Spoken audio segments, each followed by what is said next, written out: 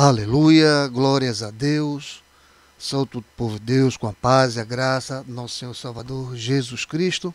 Estamos aqui na manhã de hoje trazendo mais um estudo da Palavra de Deus, aqui no livro de João, no capítulo 14. Amém? Nós estaremos aqui hoje falando, conhecendo com profundidade o ministério do Espírito Santo, prometido nas palavras de Jesus Cristo. Amém? Então, nós hoje vamos estudar, estamos na nossa EBD em sua casa, na nossa escola bíblica dominical, na manhã do domingo. E eu sou o Bispo Hilton, né? Vamos passar essa hora da manhã estudando um pouco da mensagem da palavra de Deus. Nós hoje vamos conhecer um pouco sobre o significado do ministério do Espírito Santo. Nós vamos sentir gratos pelos benefícios da ação do Espírito Santo sobre as nossas vidas. E vamos aprender do Espírito e obedecer a palavra de Deus como prova de amor ao nosso Senhor e Salvador Jesus. Amém? Então nós estamos aqui juntos hoje para glorificar e exaltar o nome do nosso Senhor e Salvador Jesus Cristo. Glórias a Deus. Nós estamos aqui na manhã de hoje. E nós, caso você queira ver outras mensagens, outros estudos da parte do Senhor, você pode entrar no YouTube, em Hilton Brito, né? Hilton Brito, e lá você pode se inscrever e acessar outras mensagens para a glória do Senhor Jesus. E se você gostar das nossas mensagens, dos nossos estudos, dê um like para a glória do Senhor Jesus. Ok? Dê um ok, um positivo para a glória de Deus. Amém? Então vamos começar na nossa EBD em sua casa, falando um pouco sobre Jesus, onde Ele é o caminho, a verdade e a vida. Jesus é o caminho, a verdade e a vida. Então vamos abrir a palavra do Senhor no livro de João, no versículo de número 14, para a glória do Senhor Jesus Cristo. Aleluia. Então diz assim a palavra do Senhor. Vamos ler aqui o versículo de 1 a 3 para a glória de Deus. Quando ele diz o seguinte: não se perturbe o coração de vocês. Creiam em Deus, creiam também em mim. Na casa do meu Pai há muitos aposentos. Se não fosse assim, eu lhes teria dito: vou preparar-lhe lugar. E se eu for e lhes preparar lugar, voltarei e os levarei para mim, para que vocês estejam onde eu estiver. Vocês conhecem o caminho para onde vou. Aleluia. Glórias a Deus. Amém? Glórias a Deus. Veja, aqui nós vamos ver o capítulo 14 de João, onde ele demonstra a perturbação por parte dos discípulos ao saberem da iminente partida de Jesus Cristo, assim como revela a maior consolo que eles poderiam receber naquele momento, que a saber seria quem? O Espírito Santo. Aleluia. Amém? Então veja aqui nesses versículos de 1 a 3, que eu li até o de 1 a 14, nós vamos aqui ver alguns dilemas, né, que foram colocados. Veja que a palavra de Cristo, elas são consolo, estímulo e direção singular para todos nós crentes. Então, no cenário original desse texto, parece que os discípulos de Jesus, eles ficaram tristes pela iminência da sua partida. E eles ficaram sem o mestre dos mestres. Que eles iriam ficar sem o mestre dos mestres, que tanto ensinava e ajudava cada um deles. Então foi assim que Jesus lançou a palavra da vida aos seus discípulos e também a nós nos dias atuais. Jesus está conosco, sempre nos consolando, nos estimulando, nos dando uma direção. É o Senhor Jesus. Ele está sempre conosco, né, nos mostrando, nos ensinando. Mas podemos ver aqui alvos práticos extraídos aqui da palavra de Jesus. Então podemos ver aqui, já nesse versículo 1 do capítulo 14 de João, podemos ver aqui consolar os corações perturbados. Veja, o que é que ele diz aqui nesse versículo? Não se perturbe o coração de vocês. Creio em Deus e creio também em mim. Veja como ele está colocando. Então veja que a preocupação e o medo tomaram conta do coração dos discípulos. Por isso Jesus, ele disse que o coração de vocês não fiquem angustiados. Em outras traduções, que o seu coração não fique mais perturbado. E nessa minha versão, não se perturbe o coração de vocês. Creio em Deus, creio também em mim. Veja que os discípulos deveriam descansar, pois não estavam sendo abandonados. Em outras palavras, é como se Cristo dissesse: continue confiando em Deus, continue confiando também em mim. E é interessante observar que Jesus mesmo à espera da cruz, foi quem confortou os discípulos. Jesus disse assim: portanto, não se preocupe com o dia de amanhã, pois o amanhã trará os seus cuidados. Basta ao dia o seu próprio mal. Então, isso está lá em Mateus capítulo 6, versículo 34. Então, a preocupação ou ansiedade é uma forma clara de você dizer a Deus que não confia plenamente nele. Como está lá em Mateus capítulo 6, versículo 25 e Filipenses capítulo 4, versículo de número 6. Exercite a sua fé diariamente e entregue ao Senhor cada um de suas preocupações. Entregar na mão de Deus essas preocupações. Deixa com o Senhor, fala com Ele, entrega na mão do Senhor e tudo Ele fará. Nós somos dependentes do Senhor e essa dependência nós vamos aprendendo com ela, nós vamos aprendendo com as nossas dificuldades, nós vamos aprendendo com aquilo que o Senhor tem nos ensinado. Então, vamos aprender com o Senhor. Amém? Aqui no versículo 2 e o 3, Jesus já estava se referindo à casa do Pai. Veja, ele estava aqui estimulando as pessoas desmotivadas. Quantas pessoas você conhece que está desmotivada no mundo que nós vivemos hoje? Então, Jesus, ele já havia se referido à casa do Pai, mas apontando para o templo. Veja, aqui, porém, a casa a que ele se referiu, ela não é física, mas ela é uma casa espiritual. E Cristo motivou os discípulos com a esperança da salvação. E a única forma de os discípulos desfrutarem da salvação é por meio da morte e da ressurreição. E Cristo, ele estimulou o coração dos discípulos fazendo algumas promessas. A primeira promessa que o Senhor Jesus fez, a promessa é de provisão. Na casa de meu Pai há muitas moradas. Vou preparar um lugar para vocês. Ele está nos prometendo essa morada. Está nos prometendo esse lugar para cada um de nós. É Jesus. A promessa vem dele. Segundo, a promessa do retorno. E quando eu for e preparar um lugar, voltarei. Ele está prometendo que ele vai voltar. E ele estará entre nós. Promessas de proximidade. Veja, os recebereis para mim mesmo, para que onde eu estou, vocês estejam também. Então, ele estará sempre conosco.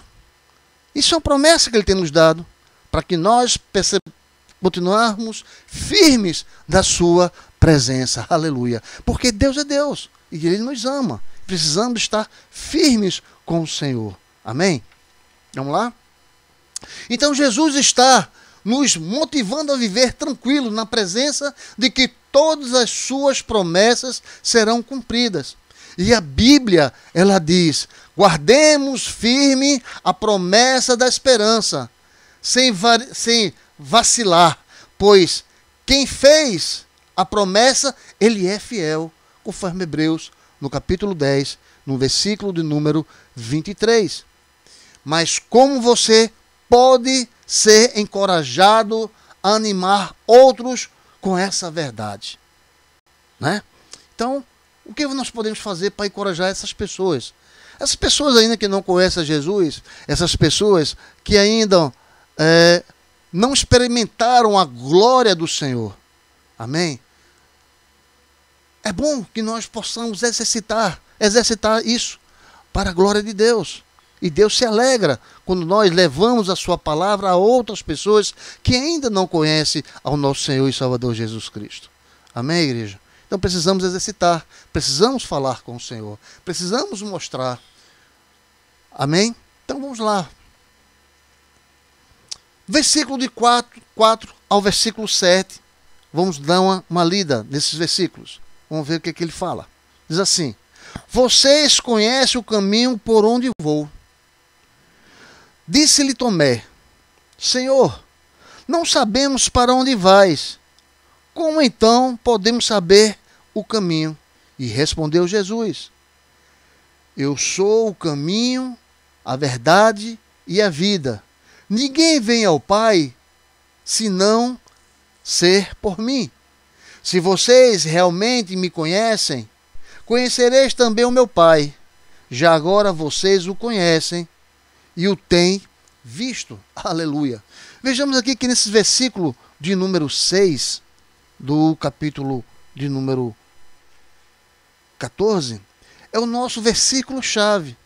Quando Jesus ele diz: eu sou o caminho, a verdade e a vida, e ninguém vê ao Pai a não ser por mim. Esse é o versículo-chave desse texto que nós estamos estudando hoje. Então veja que Cristo, ele direcionou os seus discípulos para um único caminho que leva ao Pai. E a questão foi que os discípulos não compreenderam aquelas palavras. E o questionamento de Tomé deu a Jesus a oportunidade de expandir o seu ensino. E a ideia era que o mestre iria para o Pai, pois os discípulos o seguiriam, porque ele é o caminho, conforme 1 Timóteo capítulo 2, versículo de número 5. Mas aqui no versículo 6 é central e apresenta 3 substantivos que regem a semântica textual: caminho, verdade e a vida. Porque Jesus é o caminho, é a verdade e é a vida. Thomas de Kempis, no seu livro Imitações de Cristo, diz que não é possível andar fora do caminho, não é possível conhecer fora da verdade e não é possível viver fora da vida. Eu sou o caminho pelo qual vocês devem andar, a verdade em que vocês devem crer e a vida na qual vocês devem pôr sua esperança. Aleluia. Amém? Então vocês têm dúvidas como Tomé? E o que se faz com elas? Então, orem ao Senhor e procure alguém que o ajude a caminhar com mais segurança. Então, busque o seu pastor. Amém? Ele nos orienta também. Ok? Vamos aqui ao versículo número 8 ao versículo de número 11. E disse Felipe,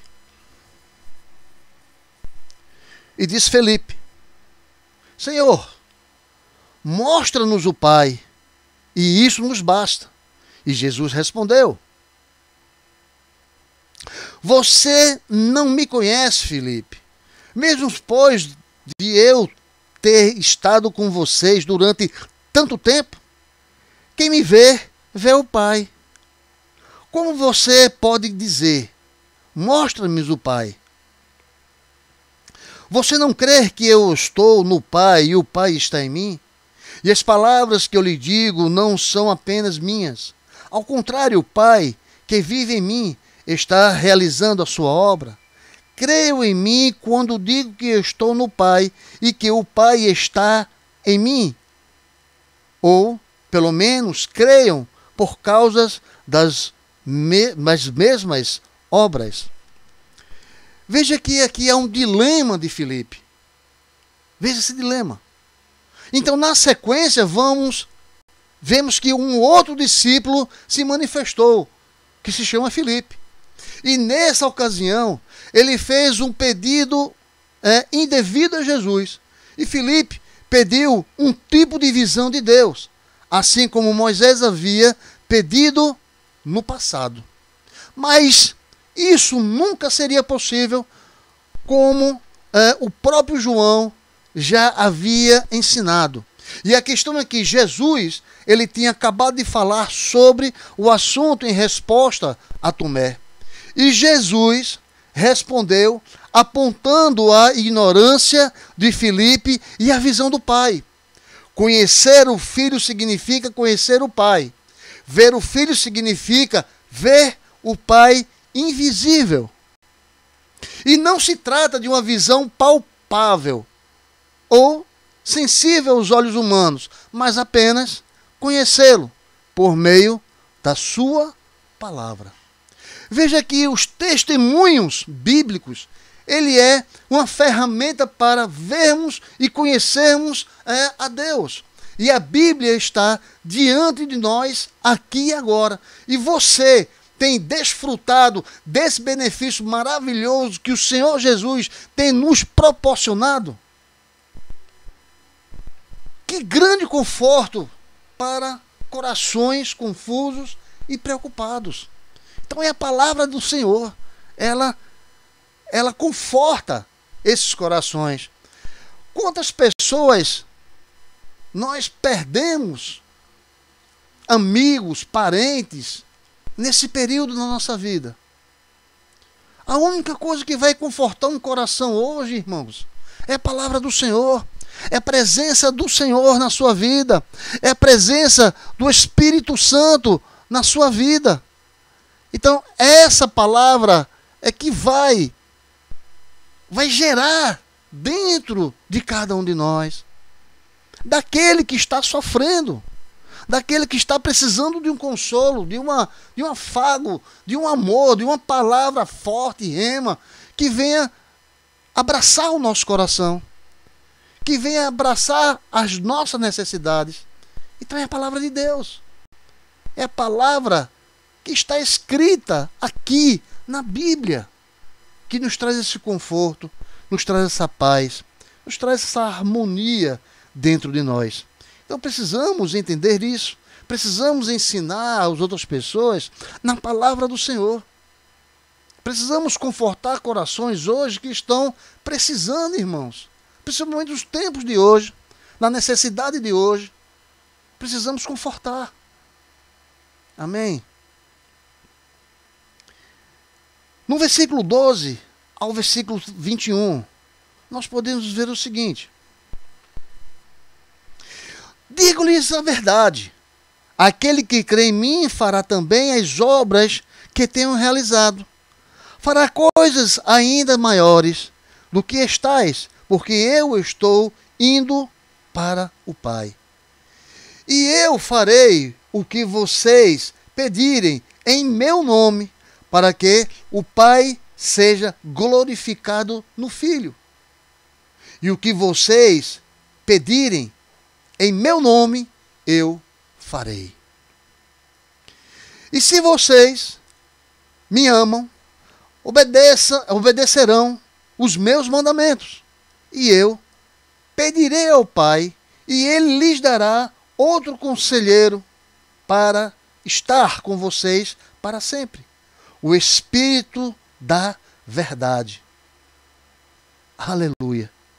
E o mundo não pode recebê-lo, porque não o vê, nem o conhece, mas vocês o conhecem, pois ele vive com vocês e estará em vocês.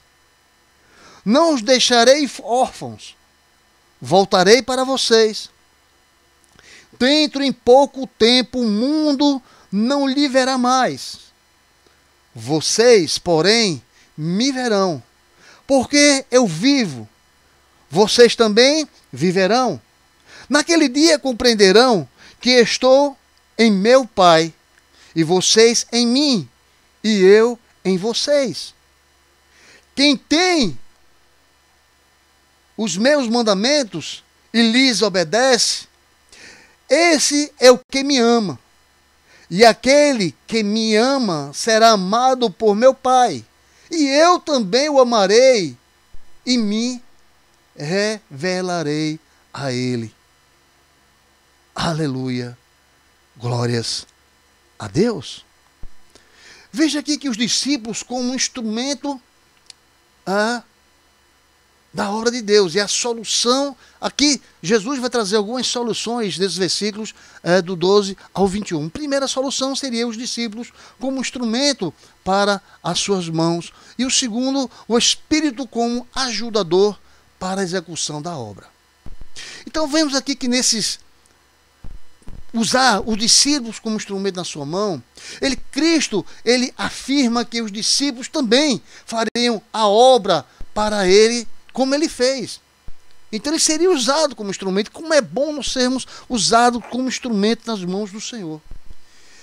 E o que dizer do fato de Cristo afirmar que eles fariam obras maiores do que virão por ser feitas? Conforme está no versículo 12, quando diz: digo-vos a verdade, aqueles que creem em mim fará também as obras que tenha realizado. Farão coisas ainda maiores do que estas, porque eu estou indo para o Pai. Então, seja instrumento na mão do Senhor, faça as grandes obras do Senhor. Então aqui nós vemos duas possibilidades. Primeiro, uma visão mais abrangente e uma visão mais específica.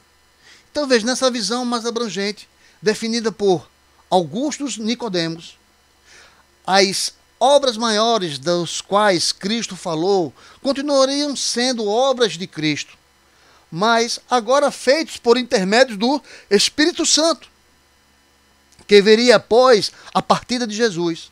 E ao mesmo tempo devemos considerar que sinais são só uma parte de tudo. E a expressão obras é mais abrangente do que sinais. E as obras também podem incluir o que Jesus fez: pregar, ensinar, ministrar aos pobres e, é claro, fazer milagres, se for da vontade de Deus. E tudo isso, perceba que não seria feito apenas pelos 12, mas por todos aqueles todos os crentes, aquele que crê realmente no poder e na glória do Senhor Jesus.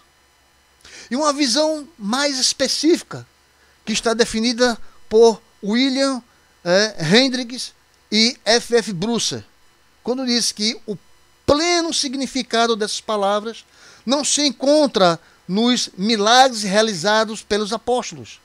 E a dimensão dos milagres de Cristo é absolutamente maior e melhor. E parece mais provável que Cristo estivesse se referindo ao maior número de discípulos. Atos dos Apóstolos prova essa tese com o número de conversões no decorrer da história. E em poucas palavras, maiores obras significa mais conversões. Amém? De qualquer maneira, essas palavras constituem um ensejamento à oração. E é importante notar a relação entre as orações e as obras maiores do verso anterior. E o que significa? Que Deus atenderá aos pedidos que forem feitos na íntima relação com as suas obras, ou seja, Deus não está para nós como um serviçal, pronto a atender os nossos desejos terrenos, mas se nós compreendermos a sua plena vontade, pediremos coisas alinhadas com os desígnios de Deus. E se assim o fizermos, Ele nos atenderá. Mas, lembre-se, tudo segundo os critérios de Deus e tão somente dele. Então, conforme a vontade de Deus. Amém? Conforme a vontade do Senhor. E ao ouvir essas orações que tem feito, você diria que elas refletem a vontade de Deus? Você tem buscado a vontade de Deus e procurando agir de acordo com os desígnios dele, conforme as suas orientações, conforme aquilo que ele tem colocado na sua palavra? Pense nisso. Nós podemos ver outra parte como o Espírito Santo como ajudador para a execução da obra. Veja que a promessa de Jesus, ele revela o ministério do Espírito Santo como ajudador. Então, proprietário do corpo e intérprete das diretrizes divinas. O vínculo principal do nosso amor para Cristo é a obediência. E neste contexto, o amor a Deus em obediência, que é feita a promessa do Espírito Santo. Então, note que no texto, João indica que já existia um ajudador e que nos seria dado outro. E o primeiro ajudador foi o próprio Jesus Cristo. Ele nos ensinou e continua nos ensinando. E o segundo é o Espírito Santo de Deus. E o Espírito Santo também é a companhia para não ficarmos órfãos. E a ideia é de que os órfãos estão privados do seu provedor natural, que é Jesus Cristo. Mas não ficaremos sós. Duas interpretações possíveis para o trecho: voltarei para junto de vocês. Conforme o versículo 3, Jesus estaria se referindo ao seu retorno futuro. E de acordo com o contexto, Jesus estaria se referindo ao Espírito Santo. De uma ou de outra maneira, sempre teremos um ajudador. Aleluia, glórias a Deus. Jesus também estaria com aqueles que tivessem o Espírito Santo.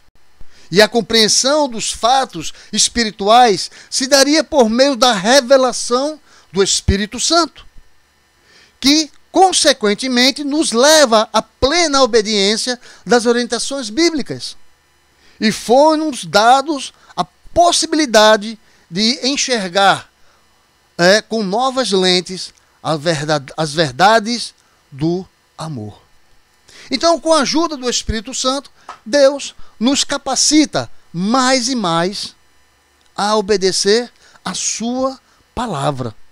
Você vê e comprova e entende a praticar esta palavra. Você tem praticado, você tem mostrado, você tem ensinado através da palavra do Senhor? Vejamos agora aqui no versículo 22 ao versículo de número 26 do capítulo de João 14, quando diz o seguinte: disse-lhes então Judas, não Iscariotes, Senhor, mas por que te revelaras a nós e não ao mundo? E respondeu Jesus, se alguém me ama, obedecerá a minha palavra.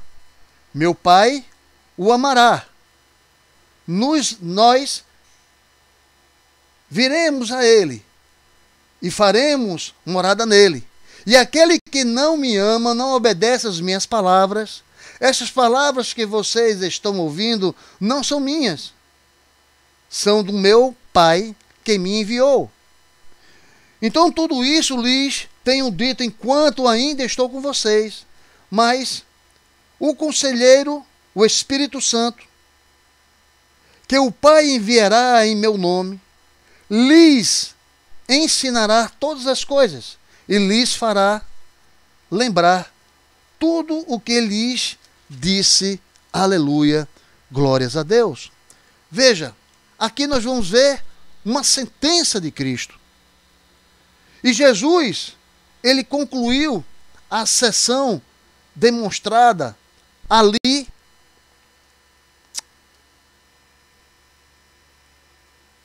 voltando, sinto. Nesse contexto, o questionamento é de Judas. Eu já estava passando aqui para uma fase posterior, que é no versículo 27. Bom, voltando.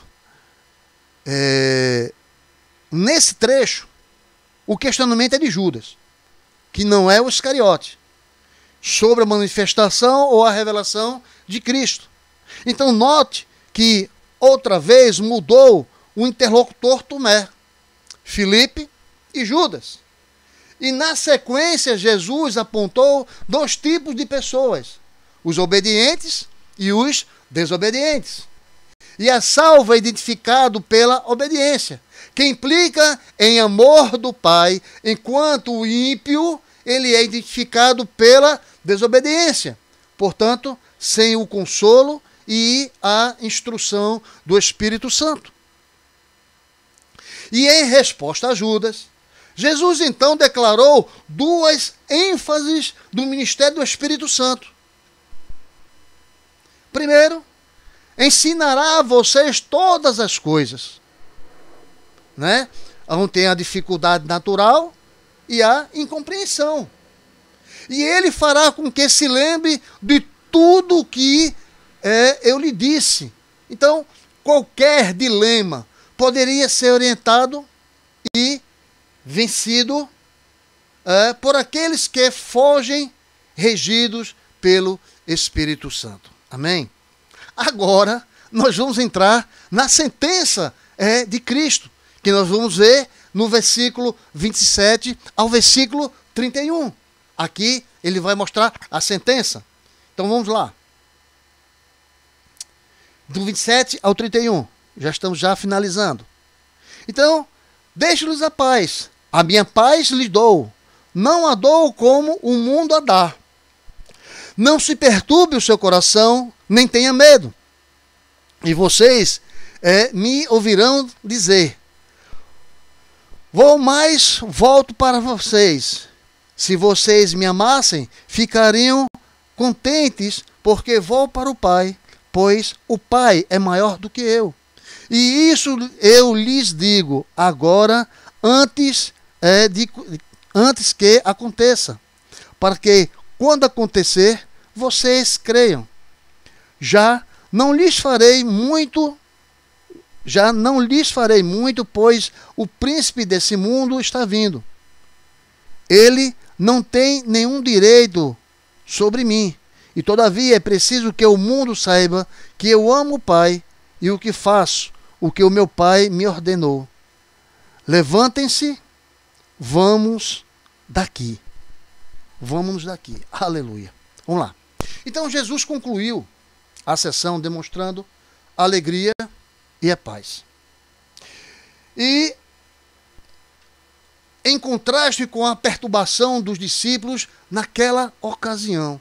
E na sequência, Jesus lembrou da necessidade de seu sofrimento. E não havia nenhuma autoridade do diabo contra Jesus. Ao contrário, ele é sujeito a Cristo. No entanto, Satanás feriria o calcanhar de Jesus, conforme está lá em Gênesis, no capítulo 3, versículo 15, que figura da morte na cruz, mas teria a sua cabeça esmagada, que figura a vitória de Cristo sobre a morte na cruz, que seria a ressurreição.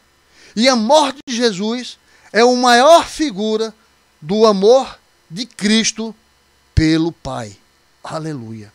Então, para concluirmos o estudo de hoje, nós aprendemos que a separação entre pessoas que se amam gera dilemas, mas também vimos como as palavras de Cristo e o auxílio do Espírito Santo são suficientes para transformar corações aflitos em corações alegres e dispostos a servir até o fim. Aleluia. Amém? Então nós estejamos juntos aí para a glória do Senhor, servindo ao nosso Deus como instrumentos em suas mãos. Que na manhã de hoje, no dia de hoje, possamos receber toda a graça do Senhor e Salvador Jesus Cristo. Amém, igreja? Vamos orar? Para finalizarmos, Senhor Deus, Pai amado, Pai querido, aqui nós nos colocamos em Tuas mãos, Senhor Deus, na manhã de hoje, no dia de hoje, em toda esta semana, Senhor Deus, para que o Senhor nos use como instrumento em Suas mãos e que nós possamos abençoar vidas e vidas para a glória do Teu santo e eterno nome. Assim, meu Deus, na manhã de hoje, eu peço ao Senhor que derrame toda sorte de bênção na vida de cada irmão, de cada irmã que está ouvindo hoje esta mensagem, Senhor Deus. Transforme as suas vidas, transforme a sua família, meu Pai. Dê a eles um novo fôlego de vida, Senhor Deus, para a glória do Teu santo nome, Senhor Deus. E use cada um deles para a Tua glória, Pai. Em nome do nosso Senhor Jesus Cristo. E nós dizemos amém.